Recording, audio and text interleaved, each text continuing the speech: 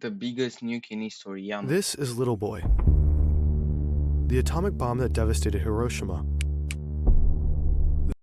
Mamă, a făcut dezastru la Hiroshima. This is the H-bomb Castle Bravo, the most powerful nuclear weapon the United States has ever detonated.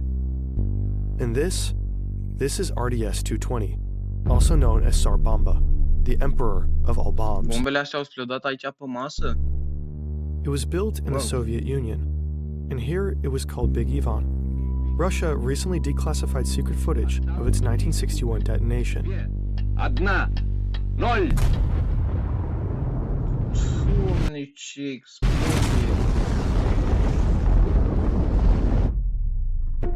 At 50 megatons, Tsar Bomba is the largest nuclear weapon ever detonated. It yielded the most powerful human-made explosion in history, about 3,800 times more powerful than the bomb dropped on Hiroshima.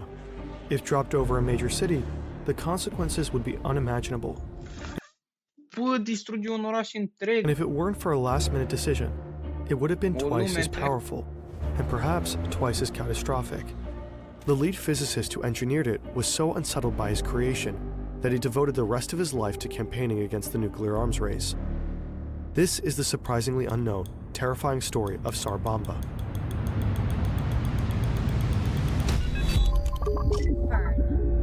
Fern. It's the end of the 50s. The Soviets and the Americans are neck and neck in the nuclear arms race, but the Americans are winning, and Nikita Khrushchev, leader of the Soviet Union, knows it. Tensions between the two superpowers have cooled down a bit in recent years. Khrushchev and US President Eisenhower have recently met, and both expressed a desire for more harmony. In 1958, they both agreed to a voluntary test ban moratorium on nuclear weapons. Worldwide, many are hopeful that a peaceful coexistence is on the horizon. In May of 1960, the Soviet Union and the United States are scheduled to meet in Paris for a summit. One of the main points on the agenda is disarmament.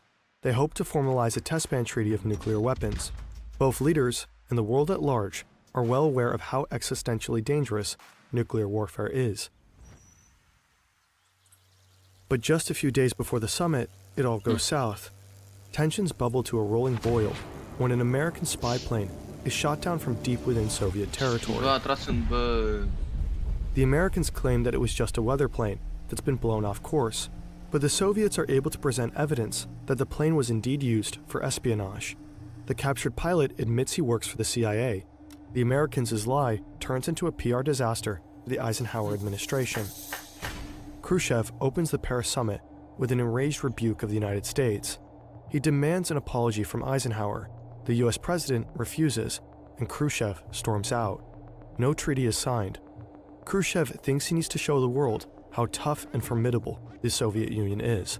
He's famously prickly, impulsive, and aggressive. A few years ago, he told Western powers, "History is on our side. We will bury you." Now is the time to put his money where his mouth is.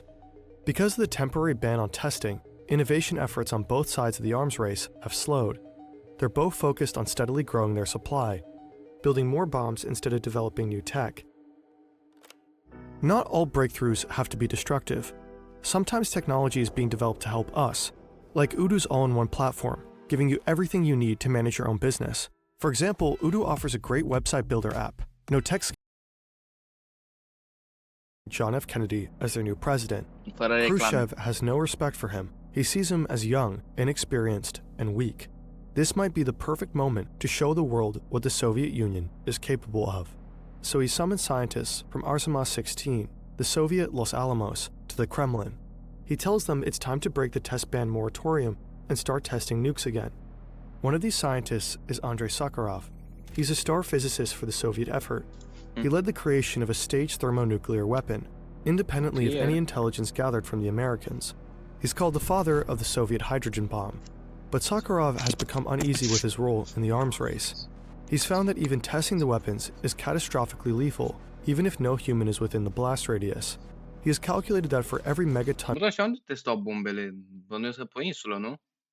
of nuclear weapons detonated, there would be over 6,600 premature deaths worldwide due to the cancers and genetic abnormalities produced by the radioactivity. Even if these deaths occur very gradually, over thousands of years, his conscience still can't take it. So he tells Khrushchev that it's unnecessary to test anymore. Isn't it enough to have built the bombs and only use them in an absolute last resort scenario? They already know their tech is good. Khrushchev is furious. Sakharov, don't try to tell us what to do or how to behave.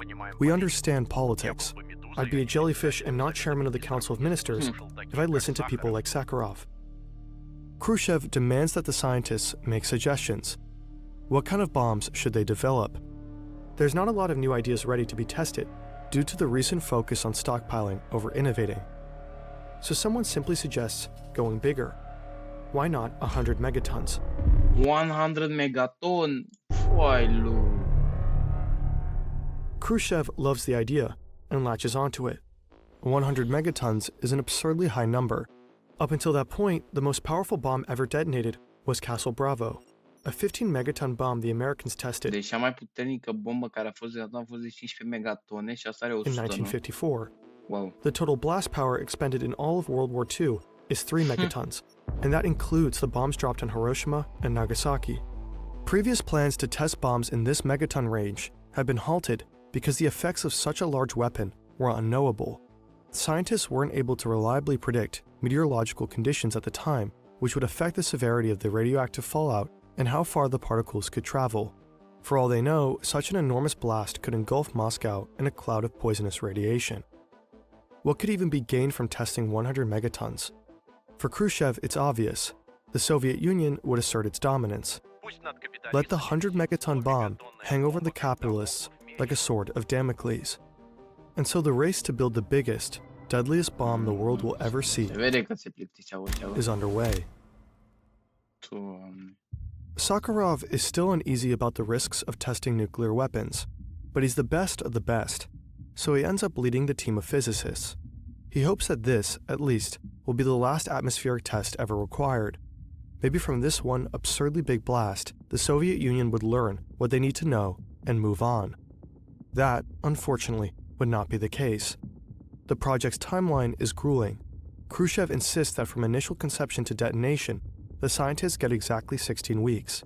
So Sakharov's team is building while still designing. In just 4 months, they whip out a design for an entirely untested yield range. They build the bomb, they construct the fissionable and fusionable materials into the correct shapes, and formulate a plan for an allegedly safe test. They hope for the best. The team is forced to skip crucial parts of the design process. There isn't even time for mathematical analysis. Instead, they're working with approximations. Doubts start to creep in. Will it even work? And how dangerous is this really? Either way, they're about to find out. In October 1961, Khrushchev formally announces to the world that the Soviets are retreating from the test ban agreement. He cites US aggression as the reason. He hints his scientists are developing bombs in the megaton range. Now that the world knows what Sakharov's team is up to, the pressure is on for the physicists to deliver a viable weapon. Otherwise, the whole point, propaganda value, will be lost. The world reacts with fear, outrage, and protest. In response, the Americans abandon the test ban moratorium as well and start vigorously testing nukes again themselves. The Kennedy administration denounces the Tsar Bomba as pointless terrorism, nothing but a propaganda weapon. But recently declassified documents indicate that Kennedy's administration considered emulating it, all while denouncing it publicly. The UN appealed to the Soviets to cancel the plan, but Khrushchev pushes forward. At the end of October, Tsar Bomba is ready. It is in and of itself enormous. A weapon with 100 megaton explosive power 100 needs a lot of megaton. uranium and fission fuel, so Big Ivan is roughly the size of a school bus, 8 meters long and weighs 25 tons. The bomb is so bulky that it needs its own specially modified plane to deliver the payload. It doesn't really make sense to make bombs this big. It's just not strategic. If actually used in battle, Tsar Bomba would be easy to spot lumbering through the sky and could be quickly shot down. And it's too bulky to deliver via missile. In the decades since Tsar Bomba, the nuclear weapon states have focused on developing smaller warheads. These are far easier to deploy. The largest nuclear weapon in the US arsenal today is about 40 times less powerful than Tsar Bomba. Even in 1961, it was generally understood that bigger isn't necessarily better. That's because explosive power doesn't correspond one-to-one with blast damage. Explosions scale to cubic root, not linearly. So while a 100 megaton bomb indeed releases 10 times more energy than a 10 megaton bomb, Deci eliberează 10 ori de mai multă will energie. only ca damage aia. about twice as much area. American newspapers at the time characterized Khrushchev's experiments as not only horrifying, but idiotic, pointing out that if 5 weapons at 5 megatons each are detonated, they will cause damage to far more area than a 150 megaton super bomb. And these smaller bombs are far easier to deliver. But actual use is not the point of SAR bomba. It wasn't built for war. It was built for glory. It's meant to make the world tremble Uite, coaie, cum arată. Doamne ferește. at the thought of Soviet power. It's a city destroyer, to be used only as an absolute last resort. The blast damage radius could be roughly calculated. The remote Arctic island, Novaya Zemlya, is chosen as a test site. It's one of the main nuclear test sites of the Soviet Union because they figure it's far enough away to not bother any humans. But radioactive fallout is more difficult to predict. It can vary considerably with weather conditions and weapon design. Scientists have been surprised before. The 1954 Castle Bravo test produced far more radioactivity than anticipated, requiring evacuation of the islands downwind from the test site. What is known at the time is that thermal radiation scales better than blast damage in relation to explosive power, meaning a bigger blast generally means more radiation. Sakharov can't stop thinking about all the lives it will take. He's taking great care to make the SAR bomba as clean as can be. It's designed to minimize the release of radioactive fallout as much as possible. But still, even a relatively clean nuke like SAR bomba isn't safe.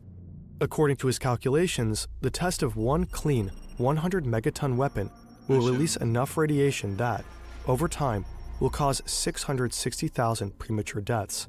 Deaths he would be partially responsible for. So he makes one last-minute, drastic change in design. Yeah. Right before the weapon test, he suggests using an inert substance like lead instead of uranium-238. This will cut Folosit altă substanță? the blast yield down from 100 to 50 megatons. Khrushchev agrees. He's facing a lot of backlash, so scaling back might be politically smart. As long as the triggering device works and the bomb goes off, the world will still know SAR bomba is capable of detonating 100 megatons if the Soviets ever feel they need to in the future. Just in case they ever need to take out New York City or Los Angeles all in Mamă, deci iau un oraș. one go.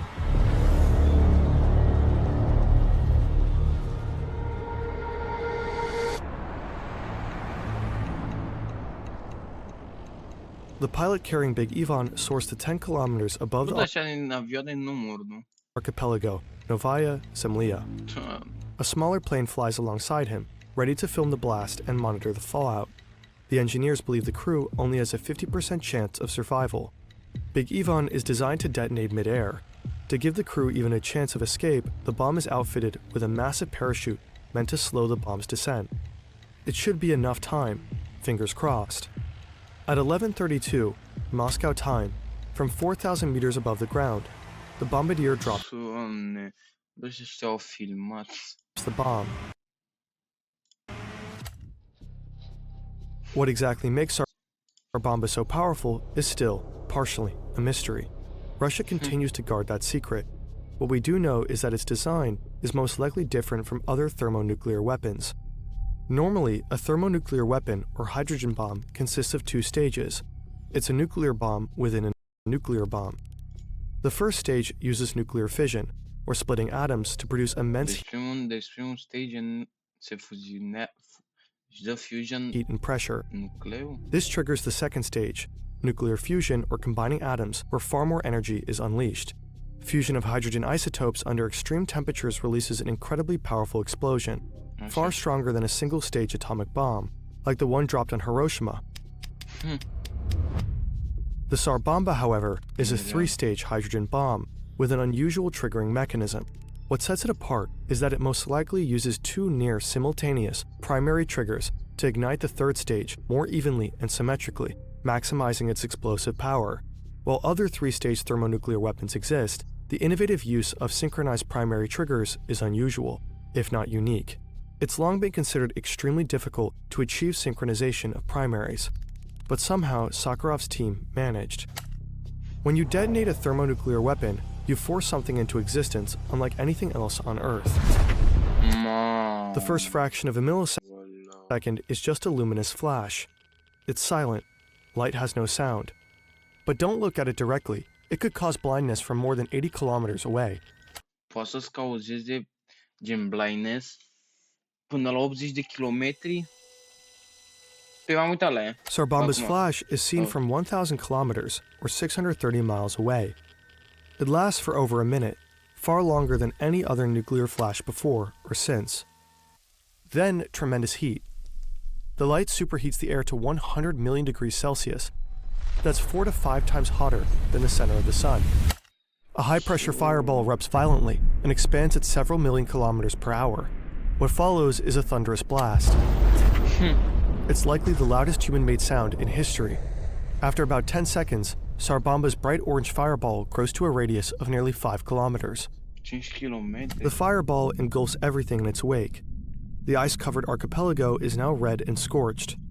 Anything in the ring of absolute destruction, 35 kilometers, is vaporized. Ground Zero is completely leveled. Nothing. No trees, no buildings, no rocks remain. 35 seconds pass. The fireball balloons above the Earth, and the iconic mushroom cloud emerges, presiding over the hell unleashed below. It's 64 kilometers above the Earth, 64 de kilometri. 7 times higher than Mount Everest, soaring above the stratosphere and piercing the mesosphere. All this creates a shockwave felt all around the world, all the way in New Zealand. It encircles the globe not once, not twice, but 3 times. Tsar Bomba's shockwave catches up with the planes that are 115 kilometers from the point of detonation. They drop nearly a kilometer and are nearly downed, but the pilots manage to recover control and survive. 55 kilometers away from Ground Zero, all buildings in the abandoned village of Severny are completely destroyed. 1,148 kilometers away, in Soviet territories, houses collapse and radio communications fail. Windows shatter as far away as Finland. But Big Ivan's detonation doesn't kill anyone directly. If Tsar Bomba were dropped on a city as large as New York or Washington, D.C., it would be instantly demolished. Mamă, că deci distruge un oraș întreg. Concrete would explode to vanish without a trace. Metal would evaporate.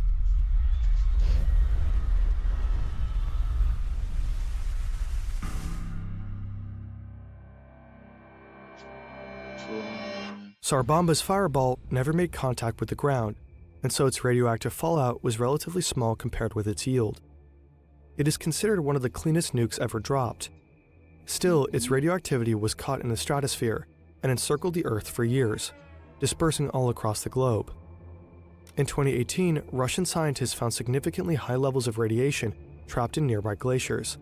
Those glaciers are melting at record speed into the Barents Sea, a sea that yields up to 4.5 million tons of fish per year for human consumption. Glaciers that were previously sinks of atmospheric contaminants are now becoming secondary sources of radioactive fallout, which environmentalists predict will become increasingly relevant in the coming decades. Due to Tsar Bomba and 120 other nuclear detonations at Novaya Zemlya, indigenous populations living nearby have been exposed to significantly high radiation levels. They experience higher levels of chromosomal diseases and birth defects than other populations in Russia, facts that only emerged later because the Soviet Union covered up incidents of radiation sickness. Some locals call it the archipelago of death. Archipelago of death.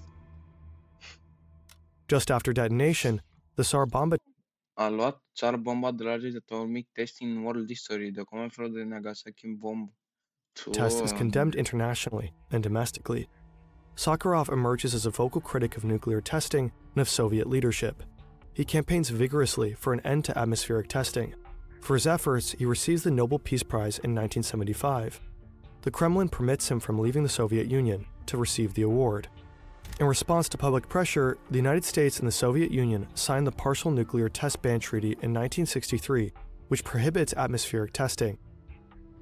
Nowadays, people often say that if Tsar Bomba was good for anything at all, it would be for catalyzing this treaty. When brought up, it's often dismissed both in the United States and the former Soviet Union as a reckless political stunt. a weapon too impractical and dangerous to ever be attempted by anyone else. But Khrushchev is hardly the only person in history intent on creating the biggest blast possible. Recently declassified files from the United States indicate that plans had been underway to build much, much bigger bombs. In the 1950s, Edward Teller, father of the US hydrogen bomb, was obsessed with creating the biggest bang possible. He and his team were working on two secret projects called Nomen and Sundial. Așa. Nomen would be a 1,000 megaton bomb. 1000! Dacă e de 100 face de ce? Doamne, nu e real. Nu să nu se crezi niciodată To așa set off ceva. Sundial, a 10,000 megaton bomb. 10... Nu. That's 10 billion tons of TNT, 670,000 times the power of Little Boy dropped on Hiroshima, at least enough to burn all of France, and perhaps much worse still.